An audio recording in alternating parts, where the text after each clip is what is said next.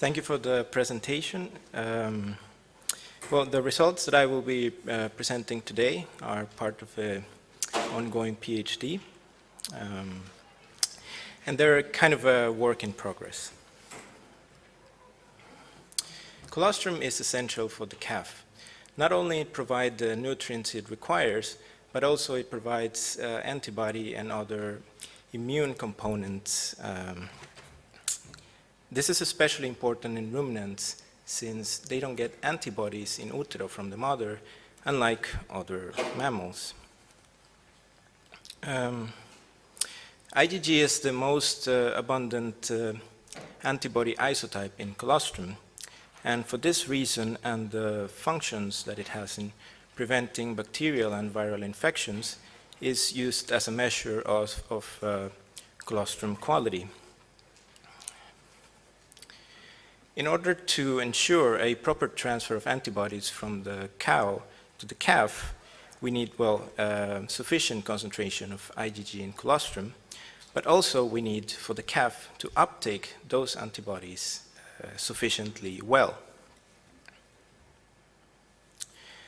Colostrum quality can be measured in different ways. We can measure it directly using serological methods like radial immunodiffusion or ELISA. In this case, a value above 50 grams per liter is accepted as good quality colostrum. If we used estimations like the ones we get from a Brix refractometer, a value above 22% is accepted as good. Now, when it comes to calf uptake of antibodies, we measure it in the serum between 24 to 48 hours when there's a peak of absorption. In this case, a value of 10 grams per liter of IgG is considered the cutoff point. Anything below this is not good. There are different methods as well, like serum total protein, in which case is 52 to 55, or also with Brix refractometer below 7.8 or 10%. If the calf doesn't absorb enough antibodies, something called failure of passive transfer occurs. And this is associated with increased risk of mortality and decreased health and short term. Later in life, it's associated with delayed time to first calving, decreased milk and fat production at first lactation, and this, of course, comes with economic losses. In Sweden, calf mortality is about 5.6%, and in 10% of the farms, it can get as high as 11% for calves before weaning. Also, a high proportion of Swedish herds have FPT between 30 to 50%. And this also translates in using antibiotics and other medication, which is, of course, not ideal. So with our study, what we wanted to do is to look into genetic and environmental factors that influence both colostrum quality and calf IgG uptake as different but related traits. To do that, we made a study in 3 farms in Sweden, and the sampling went from January 2015 to April 2017. The animals were Holstein and Red Swedish. We managed to sample calves from 2 of the farms only, but the cows we managed to sample for all 3 farms. We sampled 1,313 cows from 1 to 7 parities. We measured an IgG estimate in the colostrum using Brix refractometer, and we had a total of 1,709 samples. This is because of some animals have multiple calvings during the sampling period. We also recorded, aside from other information, calving to colostrum sampling in minutes, which is known to affect colostrum quality. As for the calves, we sampled 831 calves from 2 to 7 days old. we measured total IgG in serum using an ELISA method, and in total we obtained 786 samples.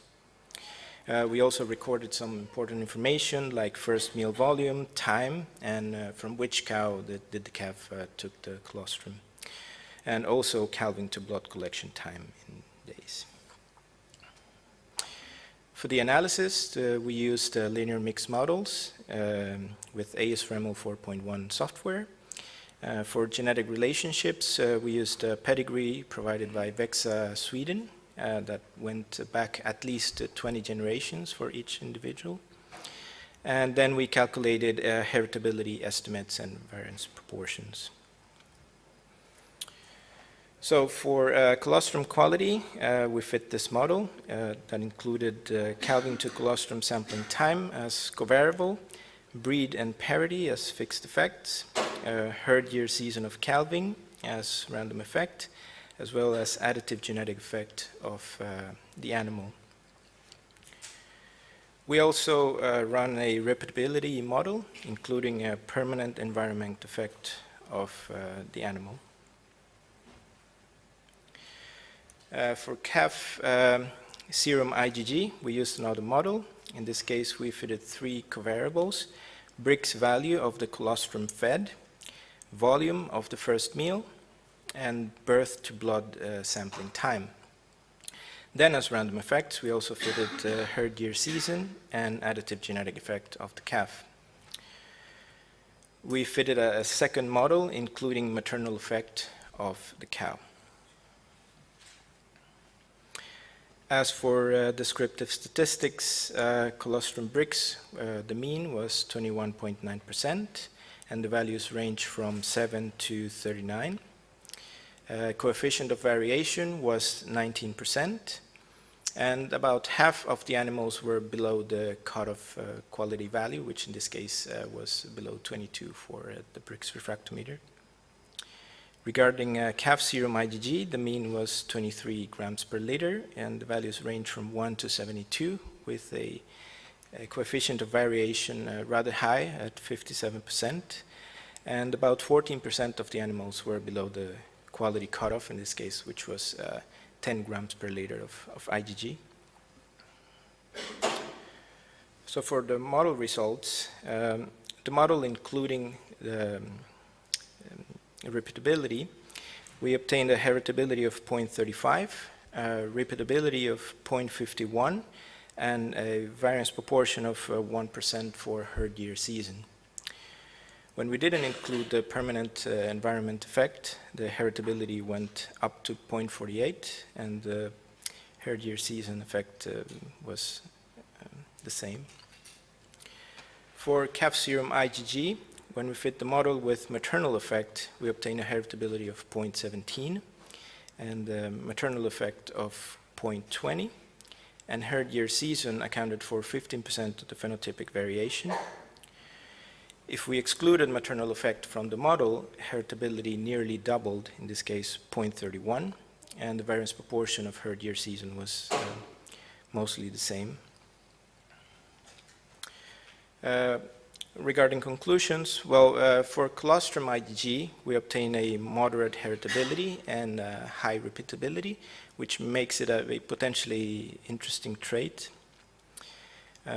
We also found a study performed in pigs where they also analyzed colostrum with Brix refractometer, and they obtained a similar heritability as we did, and they also find positive genetic correlation with positive reproductive traits. As far as calf serum IgG goes, it had a relatively low heritability, and even though we accounted for colostrum in the model, the maternal effect still had a rather important value, so this probably should be looked into a bit more. So what's next for the project? We will measure IgG in colostrum using an ELISA assay. We will also analyze natural antibodies in serum and colostrum. Natural antibodies are antibodies produced without the stimulation of an antigen, so they should give us different information as well.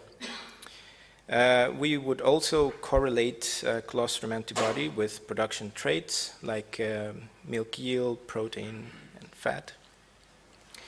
And we would also like to associate calf health information with antibody levels in serum. Right now we are genotyping the animals, so eventually we will move on to perform genome-wide association studies. Lastly, I would like to acknowledge the funding agencies and all the people from the experimental farms, Viking Genetics and Vexa Sweden. So, thank you very much.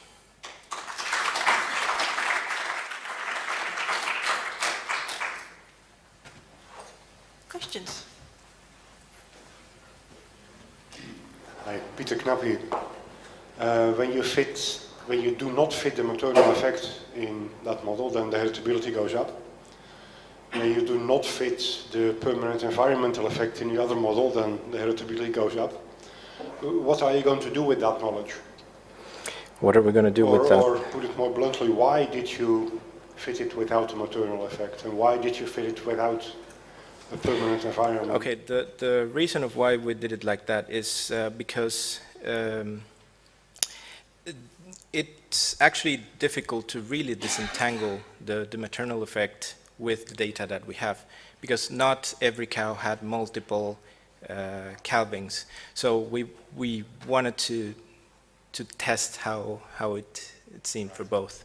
Yeah, okay. The data is not consistent with complete analysis. Not so far, yeah. Thank you. Other question? Right. Yes. Are you planning to look at IgA antibodies as well? Because qualitatively they may be more important than IgG. We will look into IgA, but not total IgA. We would look at IgM and IgA as well, but natural antibodies. We would look into KLH, binding IgA and IgM, and MDP, which is kind of like the backbone of PGN, another type of antigen, but yeah, not total IgA or total IgM. I think it was highlighted by the previous invited speaker how important the health status of young animals can be and their impact on the adult performance. So I think it will be very interesting that you can correlate this measure at a young age of calf with the adult performance. Yeah. I think looking forward to it.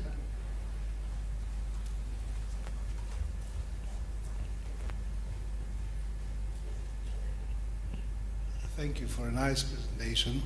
My question may sound a bit naive, but it seems that everyone is reporting heritability estimates without reporting if they were statistically significant. I'm sorry, can you speak up? Okay, were your heritability estimates statistically significant? I can always see an estimate everywhere in papers, but no one seems to report if there was statistically significant. Different from zero? Yes. Okay. It's clearly different from zero, yes. Okay, so it was. Huh? There was one. Okay, fine. Sorry? You did show the standard error. I'm sorry. You did show the standard error. I showed the standard error, yes. That heritability is quite good, I think. I'm not a geneticist, so maybe I'm saying funny things, but it looks quite good.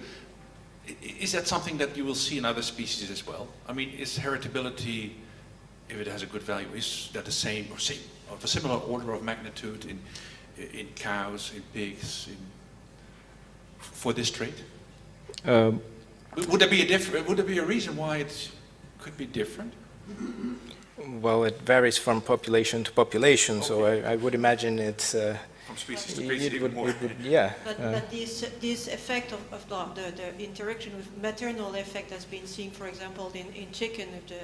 The work of that Tom Catherine was referring to, and I remember that he estimated also irritability, and whether you take into account the maternal effect or not, it's quite tricky to know what you can use. So yes, it's an issue how to estimate it correctly in different species. Yes. No further credit.